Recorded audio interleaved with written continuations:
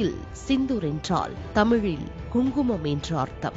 இது பகல்காமுக்கு சுற்றுலா சென்று கண்முன்னே கதற கதற கணவன்மார்கள் சுட்டுக் கொல்லப்பட்டதை அடுத்து நடத்தப்பட்டது.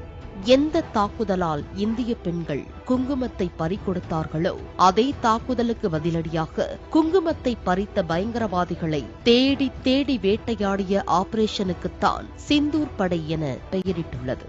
பாகிஸ்தான் மற்றும் பாகிஸ்தான் ஆக்கிரமிப்பு காஷ்மீரில் 9 தீவிரவாத நிலைகளை மட்டுமே குறிவைத்து தாக்கியதாக நமது இந்திய அரசு கூறியுள்ளது. மிகவும் நிதானமாக தீவிரவாதிகள் இருக்கும் நிலைகளை மட்டும் அளந்து அளந்து மேற்கொள்ளப்பட்ட தாக்குதல் இது எனவும் குறிப்பிட்டுள்ளது.